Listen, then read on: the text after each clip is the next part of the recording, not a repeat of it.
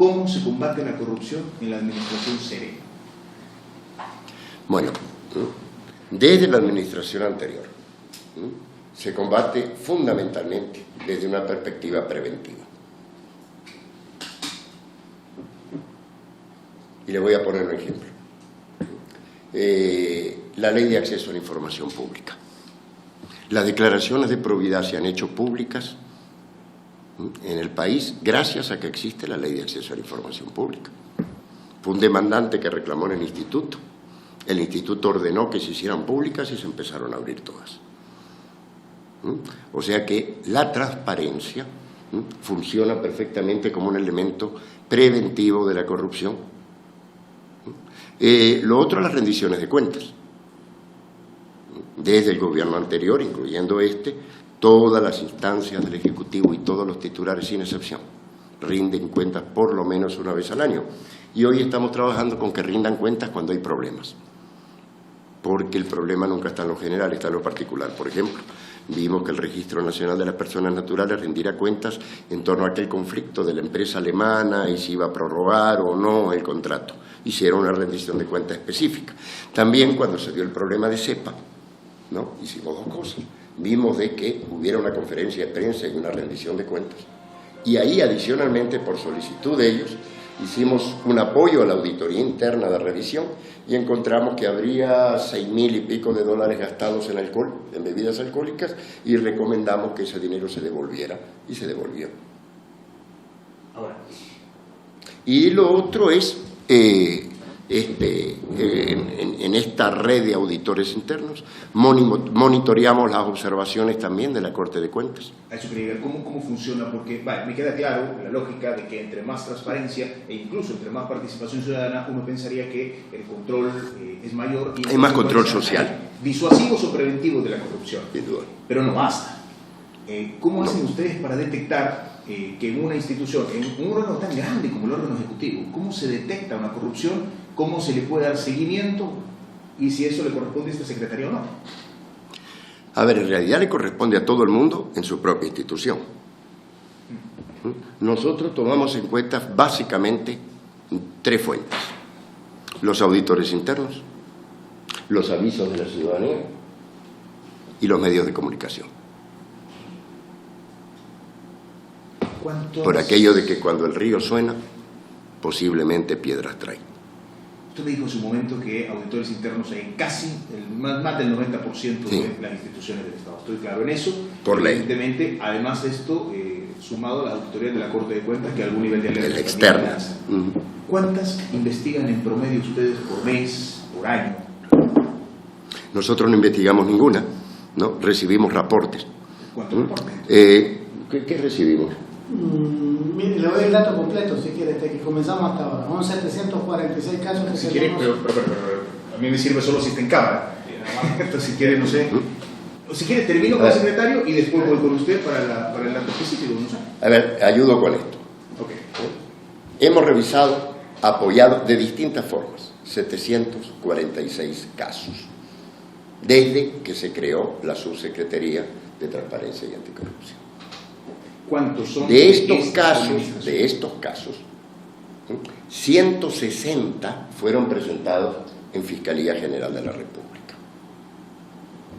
De estos 160 que fueron presentados en Fiscalía General de la República, ¿no? Hay 4 casos, 5, que han sido judicializados. Tenés el caso de Lista, 3 directores que fueron juzgados y hallados culpables por entregar terrenos del Estado a empleados de la institución. Tenemos el caso de Correos, que también fue hallado culpable, un exdirector, por haber creado un fondo irregular al interior de la entidad que se usó para campaña política. Está el caso Reza, con el ministro de Salud, ¿verdad? Que también se encontraron irregularidades en 2 hospitales que fueron los únicos que fueron estudiados, porque si no eran muchos hospitales. Esos son básicamente los casos Ahora, que lleguen a la justicia depende de Fiscalía, no depende de esto. Estoy claro en eso. Ahora, don Marco, 746 casos desde que se creó la Secretaría como tal, porque antes era subsecretaría. No, desde que se creó la subsecretaría. O sea, de la administración FUNES a la actual, de la administración SEREN, 746 casos. Desde el 2010 a la fecha. fecha. Como unos 7 años, ¿no? 6 años. Perfecto. Ahora pregunto, ¿cuántos corresponden a la administración FUNES y SEREN de estos 746 casos? Te voy a aclarar los casos. Lo que pasa es que si hablamos de FUNES anteriormente, y si no me falla la memoria, creo que por ahí lo tenemos, Marco. Son 109 que se procesan en la administración FUNES, pero no significa que son hechos del gobierno de Mauricio Funes. Le pongo el ejemplo. Los custodios de centros penales que se detectan que están ingresando objetos ilícitos. Se da en ese momento, claro, se da en la administración FUNES, pero si usted retrocede hacia atrás puede ver proyectos y puede identificar en qué administración se dieron. Entonces, si hablamos de administraciones, hablamos de 109 de FUNES, 4 Salvador Sánchez Serén y bien poco de Francisco Flores, porque los proyectos son viejos. Son proyectos... O sea, que no puedo medir la fecha en que llega la denuncia o el aviso, y otra es cuándo sucedió el evento. El evento. A ver, estos 109 casos FUNES, 4 SEREN, son casos que, o por colaboración, o por aviso, o por aporte de los auditores internos con el trabajo conjunto que hacen con ustedes, se detectan en estas administraciones. Así es. O se denuncian en estas administraciones. Ambas. Entra por todas las vías. Le pongo el ejemplo típico, FECEPE. Entra por una detección que hace la auditoría interna del Banco Central de Reserva. Infocentro. Entra también por una detección de auditoría interna. Otro caso, Ministerio de Educación, que está un caso ahí, entra por una detección de la auditoría interna. ¿Qué hace después de esa detección de auditoría interna? ¿Qué hace la Secretaría? Hay una coordinación de apoyo técnico, apoyo jurídico. Ellos, acuérdense que el auditor no es un abogado, claro, pero encuentra indicios que algo está mal ahí. Entonces nosotros entramos a darle un apoyo técnico, a asesorarlos y buscar la vía más adecuada. Ahí entramos y asesoramos a la institución para que ese hecho se llegue a configurar en un indicio de un delito penal. Y sugerimos a la institución que suba el caso a la Fiscalía. Nunca entramos al margen de la auditoría interna o de la institucionalidad de cada entidad. No somos el SAR anticorrupción ni nada por el estilo. ¿Cierto? Esa es la impresión que se tiene. Lo que hacemos nosotros cuando tenemos un indicio es interactuamos con el sistema de control. A ver, lo realmente preocupante no es muchas veces lo que sucede, sino cómo se permitió que pasara. ¿Por qué no funciona el sistema? Ahora, una pregunta. Y esto se lo hago tal cual me lo dijeron en FUNDE, me lo dijeron en FUSADES, me lo dijeron otras entidades. Pareciera que la Secretaría funciona muy bien cuando se trata de elevar estos casos o acompañar estos casos cuando se elevan a la Fiscalía, si son de administraciones de arena, pero muy distinto cuando los casos son de la administración del FMLN. De hecho, me gustaría saber si hay algún caso relevante de corrupción que haya sido alertado o acompañada a la Secretaría en la presentación de este caso ante Fiscalía de las administraciones actuales. Sepa. Economía. ¿Economía? Economía, el caso del director jurídico. ¿Qué pasó? Perdón. Ahí hubo un conflicto laboral, salieron los artículos del Faro. Ahora, la pregunta la devuelvo de esta forma. ¿Cuántos avisos recibió esta Secretaría de FUNDE o de FUSADES? Ninguno. ¿Y ese error de ellos? O sea, nosotros no tenemos la bola de cristal. Y realmente este proceso comenzó en el 2010. Antes no había nada. Yo siempre digo que cuando yo trabajaba en FUNDE no tenía ni a quién criticar. Simplemente no había oficina donde llegar. El punto no tenía nada que ver con el gobierno. Y en aquel momento ni FUNDE ni FUSADES decían nada. Yo estaba en FUNDE y me decían, habla bajito, capacitemos, orientemos, no nos metamos en casos particulares. Es decir, todo cambió a partir del 2010. Usted aceptaba eso, ¿no? Parece que usted aceptaba ese tipo de cosas. Como no, y dimos informes porque, es decir, lo que queríamos era calentar el tema. Hay una propensión siempre a buscar a que alguien me haga el trabajo, y es con el fiscal. El super SAR, el super fiscal, el super juez, el super secretaría, o la super ONG, y en realidad está súper demostrado, lo que está súper demostrado es que los países que tienen menores índices de corrupción son los que tienen un sistema con más entidades y con organizaciones ciudadanas que interactúan de mejor manera.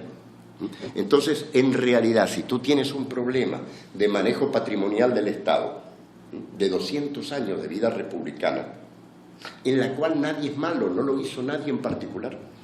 No estoy hablando de 20 años, estoy hablando de 200 años. Así funciona. Cambiar eso, no lo cambias ni en unos años. No, claro. No es la función de la Secretaría hacer eso para todo el Estado. Incluso, la pregunta clave es, muy bien, hay un punto de inflexión con esto de la transparencia y la anticorrupción, ¿cierto? ¿Cuál fue? Sí, que antes tú buscas en prensa, se hablaba muy poco de esto, solo en los periodos electorales. Pero aclaremos un punto. ¿Esto es porque lo crean ustedes o esto es porque la demanda ciudadana lleva inevitablemente a la creación? Ahí voy. Las dos cosas. A ver, ¿cuál es la primera instancia de gobierno que da una señal de cambio a favor de la transparencia y la lucha contra la corrupción? Y que toma medidas específicas de tipo institucional. Dígame usted. El gobierno, en el 2009. La Corte de Justicia llega con los casos de probidad y Fiscalía llega hasta hoy. Corte de Cuentas, habría que ver cuándo llegó, pero la primera institución de Estado que levanta la bandera de la lucha contra la corrupción y la transparencia es el Gobierno Nacional y lo que fue la subsecretaría. Entonces, lógicamente, fíjate, una muchacha del PNUD hizo un estudio y llegó a la conclusión, rápida, ¿no? Si alguien estudia Derecho, rápido lo ve, que legalmente la instancia que tiene menos poder jurídico para actuar en este campo es la Secretaría. Sin embargo, ¿por qué se volvió tan famosa? Porque fue la primera y la única, hombre. Y voy a dar un dato. ¿Qué seguimiento tuvieron estos 109 casos y estos 4 de Serena? Es decir, ¿se continúa una investigación a nivel interno, más allá de lo que hace la Fiscalía o que le corresponde a la Fiscalía? Digo, porque si usted detecta en mi unidad un caso de corrupción, pues que se judicialice y se siga el proceso, ¿no? Pero me imagino que habrá, además, ya que usted es un órgano asesor y colaborador, algún tipo de limpieza o de investigación más a fondo, de decir más responsabilidades administrativas, tal vez no tanto penales. ¿Se hace eso? ¿Qué hace el gobierno en la corrupción? Fíjese que hay un dato bien importante. Cuando Marcos y su servidor llegamos a la Secretaría, Marcos llega en septiembre del 2009 y yo llego en octubre. Lo primero que nosotros le decimos a Marcos, mire, secretario, subsecretario, hay una enfermedad dentro del Estado. Sí hay corrupción, pero no hay una medida de medir. Los funcionarios no presentan su declaración patrimonial. La primera medida que nosotros hicimos en noviembre del 2009 es que todos los funcionarios tenían que presentar su declaración patrimonial. Hoy por hoy, el 100% de los funcionarios tienen su declaración patrimonial. Con este gobierno. Con este gobierno. En el anterior no lo logramos. Entonces, vaya usted a retroceder, que le den las declaraciones patrimoniales hacia atrás y hacia adelante, hay una brecha grandísima. Si nosotros no hubiéramos hecho eso, yo le puedo asegurar que lo que está pasando ahora usted no lo hubiera visto jamás. ¿Y qué hacía la Corte de Lo que está Justicia? pasando ahora se refiere a A la declaración de patrimonial. Entra el caso de Flores, entra el caso de Funes, entra el caso de los diputados. ¿Por qué entra? Porque nosotros empezamos a empujar el tema de probidad. Nos sentamos con probidad, ¿sí? Entonces el gobierno, yo le voy a decir una cosa, el gobierno ha avanzado, yo no soy político primero, pero el gobierno ha avanzado. ¿Él tiene cuántos años de trabajar en el Estado? Yo tengo de trabajar cerca de 25 años en el Estado. Traje para FUSADE, le cuento. Entonces, lo que sucede... Sí, fíjese, no, pero es que lo interesante es que criticar es bien sencillo, hacer es difícil. Tú trabajas para el TCS, ¿cierto? Mire... Pero tú sos tú. Y el TCS es el TCS. Es Y le voy a decir dos cosas. Nosotros no engavetamos nada, nada. Si usted me trae un caso, yo le puedo asegurar que este gobierno le da respuesta a su caso en un plazo máximo de 15 a 22 días. Le damos respuesta. Nosotros no engavetamos nada, sea quien sea este gobierno, sea el otro gobierno. Lo hemos hecho siempre. Te voy a dar un caso difícil a propósito de las críticas. Nosotros trabajamos el caso FCP, el caso Infocentro, los apoyamos en los términos que expliqué. Pero también, cuando el difunto diputado Valiente pidió a la CEL información sobre el caso Chaparral, y la CEL se lo negó, y hubo un pleito ahí en el instituto, nosotros personalmente, con autorización del presidente, dijimos, entregué esta información, y yo fui, porque ahí llegó el TCS, personalmente, a verificar que se entregó la información al diputado Valiente en su carácter de ciudadano, aunque todo el mundo sabía que el hombre es del Partido Arena. Y lo primero que hizo el diputado cuando recibió los papeles fue preguntar, ¿hay alguna firma de Funes? ¿Cierto? Pero independientemente de la intención y el momento, él tenía derecho a tener esa información y se la entregó. ¿Qué contesta a dos críticas puntuales? Una, usted ha mencionado que más del 93%, si no estoy equivocado en el dato, 93% de las solicitudes de acceso a la información pública son respondidas, ¿no? Sí.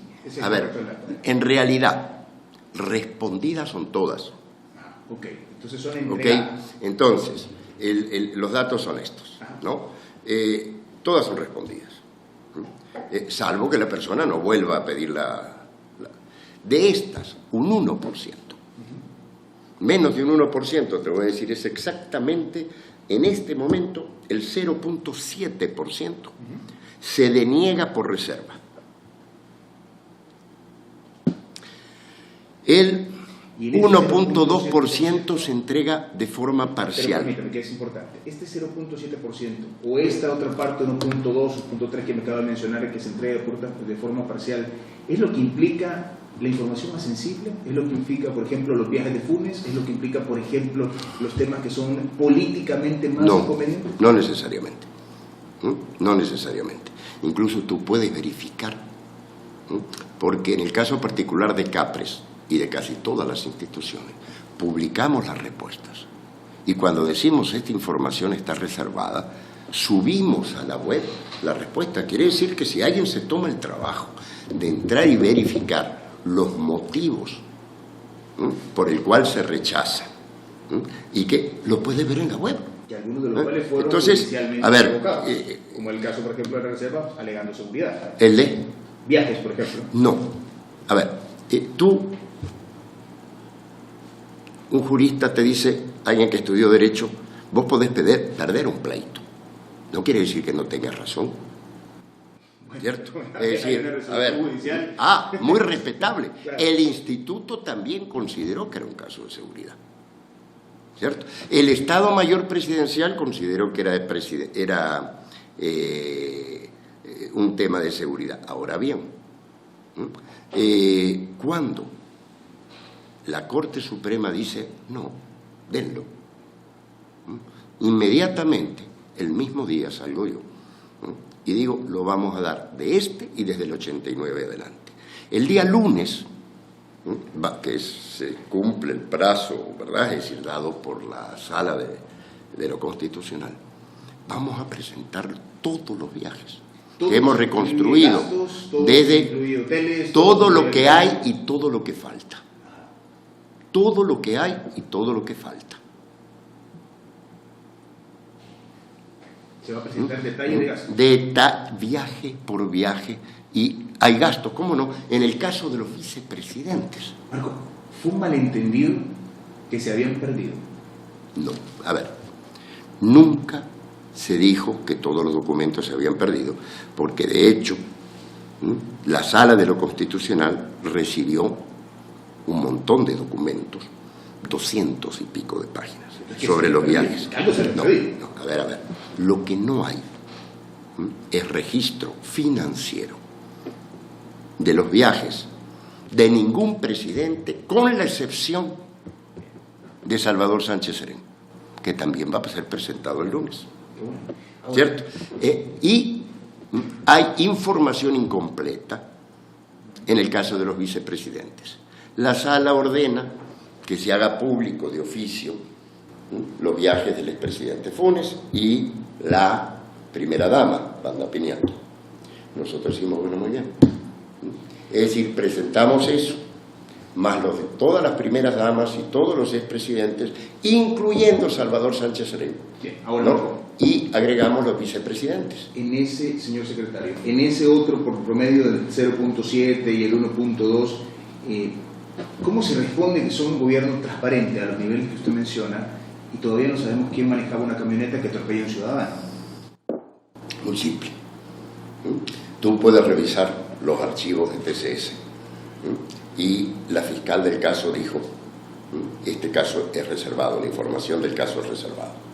Puedes revisar los programas de entrevistas de otros programas, no de TCS, ahí no me vas a encontrar últimamente. Y yo dije claramente, ¿no? Esto ameritaba un comunicado el mismo 1 de mayo. ¿Por qué? Porque la reserva devenía de la importancia del carro. Y la importancia del carro te obliga a aclarar qué pasó. ¿Cierto? Entonces yo lo dije claramente desde el primer momento. Esto ameritaba un comunicado aclaratorio. 2. Pero no se dio. Una vez no se dio. ¿Por qué? Temor, desconfianza. ¿Sí? Nunca se dio en el pasado. Es decir, yo si hubiera tenido la oportunidad, digo, hagamos eso y hagámoslo ya. Así que como dice, bueno, hay que hacer públicos los viajes, hagámoslos todos, hombre. No, perfecto. Ahora, ¿cierto? Es decir, en en realidad... el pasado, Marco, eso pareciera que si se hizo mal, pues entonces no importa que se haga menos mal. No. Es un poco la lógica. Acá hay dos cosas importantes, yo también hasta lo he tuiteado. Que algo se haga mal en el pasado puede explicar, pero no justificar que se haga en el presente. Primer punto. Segundo, quienes nada dijeron en el pasado también deben explicar por qué guardaron silencio. Las dos cosas son independientemente ciertas, no son vinculantes entre sí. ¿Cierto? Nadie puede ampararse en que algo se hizo mal para justificar, pero sí puede explicar. Tú me dices, bueno, ¿qué pasó con los viajes? Y yo te respondo, era una política de Estado. Así se aplicó hasta el presidente Sánchez Serén. No se registran los gastos financieros de los presidentes ni los detalles de su viaje por razones de seguridad. Realmente incluso no recuerdo yo recuerdo periodistas que aparecen en fotografía que también vamos a presentar, acompañando las comitivas presidenciales. Pero no conozco ningún periodista que preguntara sobre los viajes en aquella época. ¿Cierto? Ninguno. Entonces, es decir, ¿hoy es público? Sí. Marco, pero hay un punto importante. ¿Quién es el obligado? ¿Quién es el que usa fondos públicos? Es el Estado. Usted menciona la organización, usted menciona políticos, usted menciona periodistas, pero pareciera que los colocan en el mismo nivel. No es el mismo nivel. Mira, esa es una discusión. Yo creo así que, a ver, eso para mí es importante. hay dos opciones. El obligado es el Estado y punto. Opción 1. Opción 2. El primer obligado es el Estado, pero es un atributo social. Mi postura es la segunda. O sea, el primer obligado a ser transparente es el Estado. Pero si tú me preguntas si los medios de comunicación que usan frecuencias públicas deben ser transparentes, también. Y las ONG que usan recursos generalmente de cooperación y de impuestos de este país o de otro, deben ser transparentes, también. Y si uno no es transparente, el otro... Y la universidad, no. Y la Universidad Nacional debe ser transparente, sí. Y las privadas que trabajan en educación deben ser transparentes, también. Así que el plantear... ¿Qué le contesta, Marco, a quienes aseguran que usted utiliza la Secretaría con fin político?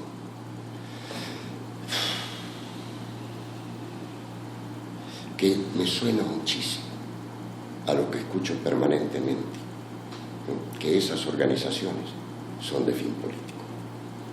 Yo he escuchado hasta el cansancio que Aliados para la Democracia, FUNDE actualmente, FUSADES, TDJ, son parte de un andamiaje de derecha atacando al gobierno. Pero no lo pagan los impuestos de los ciudadanos. Lo pagan impuestos, lo pagan, se paga de recursos de cooperación que alguien paga en algún momento, ¿cierto? El punto es, ¿no?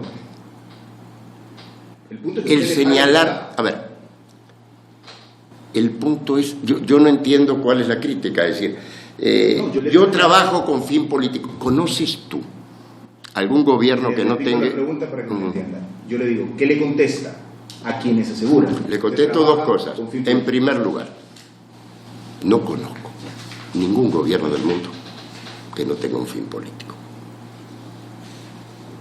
Si usted me pudiera probar y decir, este gobierno no ha tenido fin político, yo lo felicito. Pero acá voy con gobiernos de arena, del frente, de Japón, de Estados Unidos, de Francia. No conozco ningún gobierno que no tenga un fin político. Segundo, cuando hablamos de intereses políticos, de intencionalidades políticas, ¿cierto?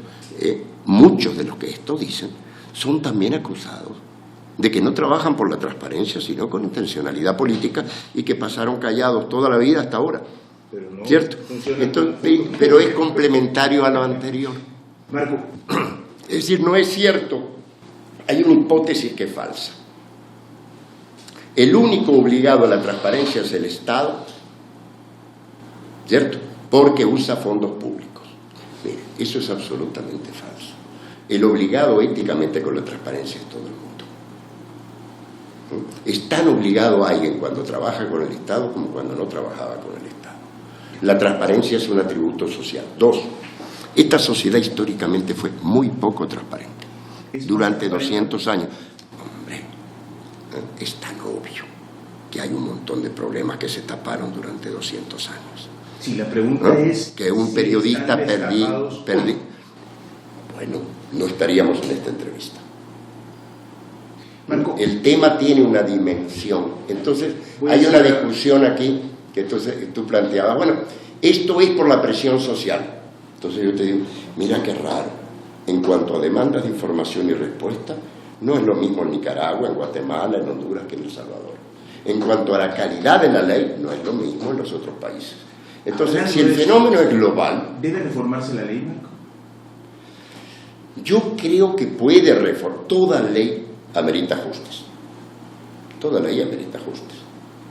Esta ley no considero que esté demostrando más fallas que otras leyes, pero nosotros vamos en una semana a abrir un espacio para discutir el reglamento, que sí tiene fecha, al mes de diciembre, y posiblemente se van a discutir fallas de la ley.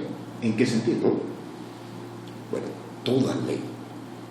No, pero no va a reformar toda la ley. Usted está hablando del reglamento. ¿Qué quiere cambiar del reglamento? Ah, el reglamento. A ver, el reglamento tuvo objeciones de la Sala de lo Constitucional que deben ser reformadas.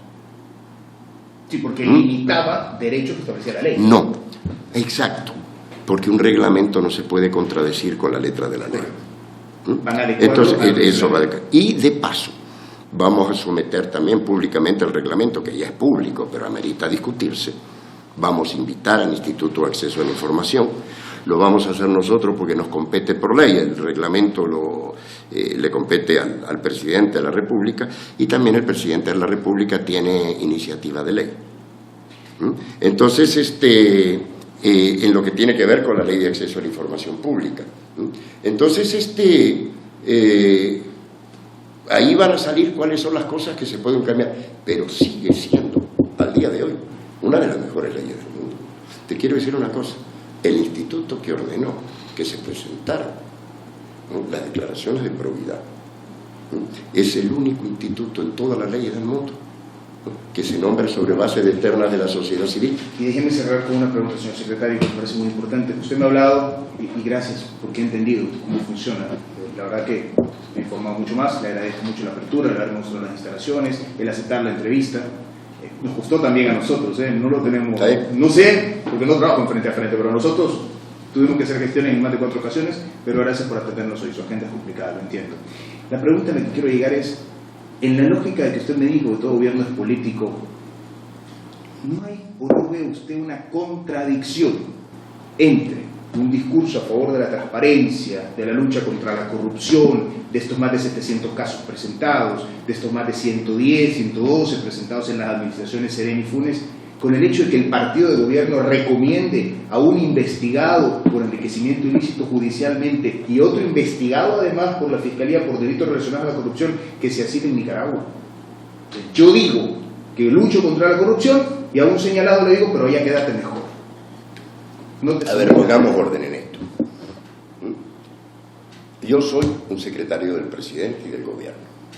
Claro. La opinión del gobierno ya fue expresada por el secretario de Comunicaciones. De anticorrupción. Exacto. El secretario de Comunicaciones y el secretario de Anticorrupción rara vez emite juicio sobre lo que dicen los partidos políticos. También me puede buscar en archivos, no me va a encontrar. Yo soy de las personas más medidas, creo incluso que otros titulares que están llegando y que felizmente comienzan a actuar son más expresivos de lo que soy yo en términos de juicios de valor. Yo lo que digo permanentemente, ¿no?, es: este caso fue estudiado, fue presentado, está en la fiscalía debe responder. Ya, si alguien decide que su honor está afectado y me demanda, eso es otra cuestión, ¿cierto? Pero usted estudia cuáles son mis declaraciones y siempre han sido medidas. Ahora, que lógicamente defiendo lo hecho por el gobierno en materia de transparencia y anticorrupción, sería ilógico que no lo hiciera. ¿Reconozco que hay problemas? Claro que reconozco que hay problemas. Cuando usted quiere medir el avance de algo, tiene 2 formas de medirlo. Lo del vaso medio lleno, medio vacío. Es decir, usted puede decir, bueno, ¿cuánto le falta para estar lleno? Lo que es muy subjetivo, porque cada uno tiene su propio concepto de cuál es el óptimo. Y el otro es cuánto ha avanzado desde el punto de partida. Y termino con esto. Ninguna institución ni persona puede fundamentar lo que avanzamos en transparencia y anticorrupción desde el gobierno comparado con nuestro punto de partida, Por supuesto. que era 0. Por supuesto.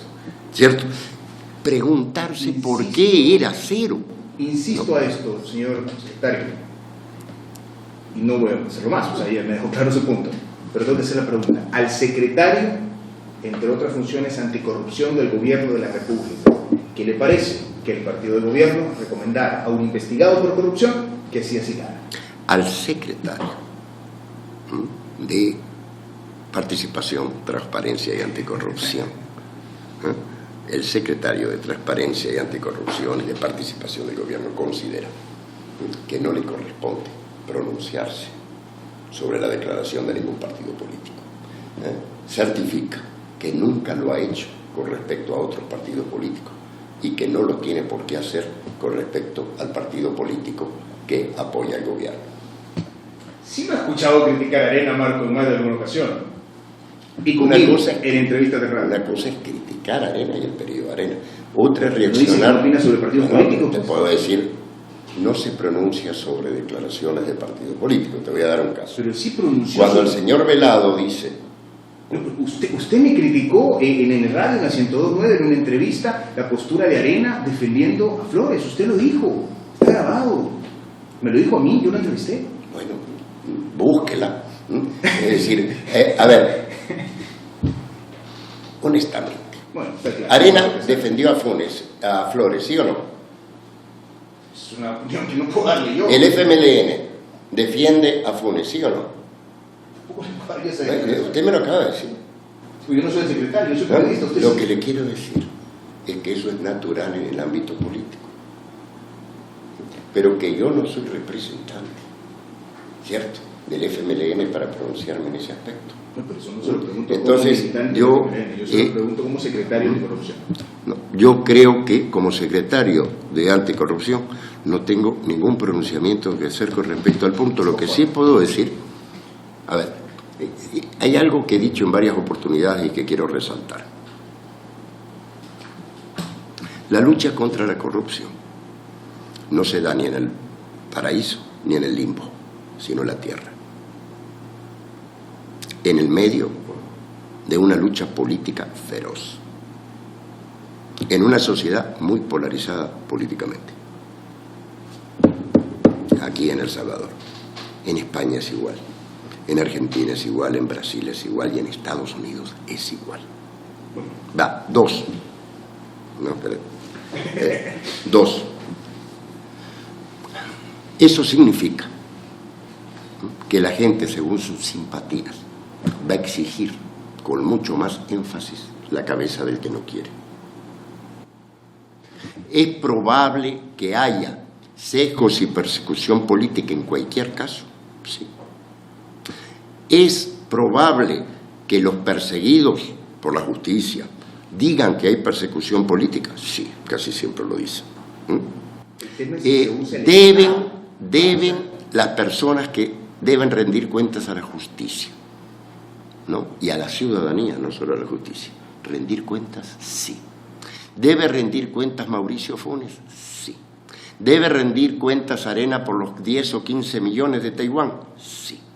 ¿Debe rendir cuentas Calderón Sol? Sí. ¿Y Cristiani? También. Es decir, nadie está sobre la ley. ¿Debe rendir cuentas el magistrado de la Corte? También. ¿Debe rendir cuentas Marcos Rodríguez por sus declaraciones? También.